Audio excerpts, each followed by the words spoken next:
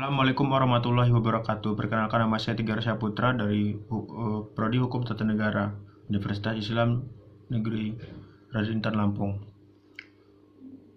Saya akan membacakan materi pertemuan ketiga mata kuliah Filsafat Hukum Islam. Dosen pengampu Bapak Herpin Yogi Pradikta, MHI, tentang pendekatan filsafat hukum, ilmu hukum, dan ilmu sosial. Ilmu hukum.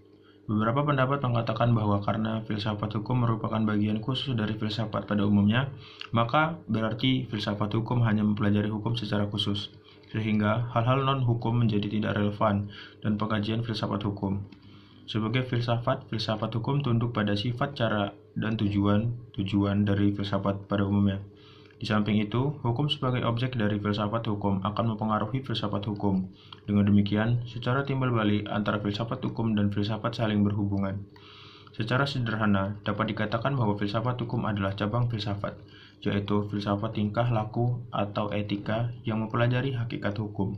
Dengan perkataan lain, filsafat hukum adalah ilmu yang mempelajari hukum secara filosofis. Jadi, objek filsafat hukum adalah hukum, dan objek tersebut dikaji secara mendalam sampai kepada inti atau dasarnya, yaitu disebut hakikat. Menurut Purnadi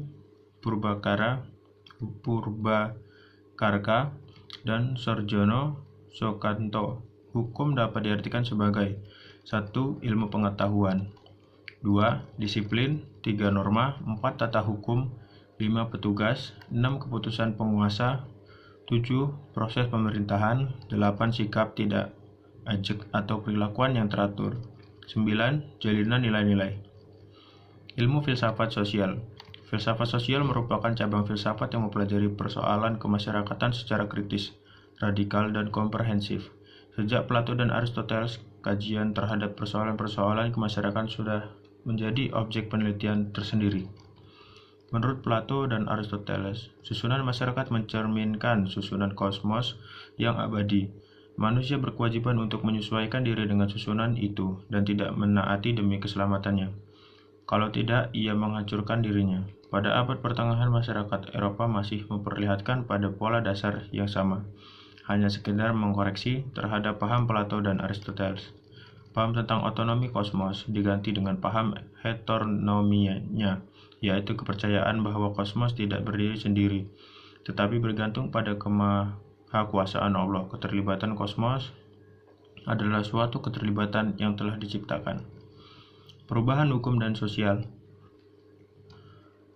Proses terjadinya perubahan-perubahan pada masyarakat di dunia pada dewasa ini merupakan suatu gejala yang normal yang pengaruhnya menjalar dengan cepat ke bagian-bagian lain dari dunia. Antara lain, berkat adanya komunikasi yang modern dengan taraf teknologi yang berkembang dengan pesatnya, penemuan-penemuan baru di bidang teknologi, terjadi suatu revolusi, modernisasi pendidikan, dan lain-lain.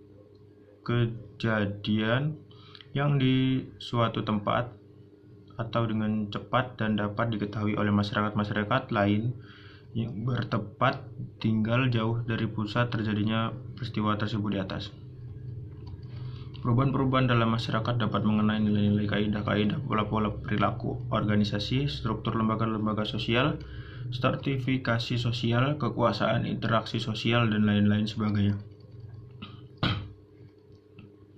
Faktor yang mempengaruhi terjadinya perubahan sosial. Pada umumnya dapat dikatakan bahwa sebab-sebab terjadinya perubahan sosial dapat bersumber pada masyarakat itu sendiri, dan ada letaknya di luar masyarakat tersebut, yaitu dengan datangnya sebagai pengaruh dari masyarakat lain atau dari dalam alam sekelilingnya. Sebab-sebab yang bersumber dari masyarakat itu sendiri adalah antara lain bertambah atau berkurangnya penduduk, penemuan-penemuan baru, pertentangan, dan tradisi revolusi. Suatu perubahan sosial dapat bersumber pada sebab-sebab berasal dari luar masyarakat tersebut. Misalnya, sebab-sebab yang berasal dari lingkungan alam, peperangan, pengaruh kebudayaan masyarakat lain, dan sebagainya. Sekian pembacaan materi ketiga dari pertemuan ketiga mata kuliah Filsafat Hukum Islam.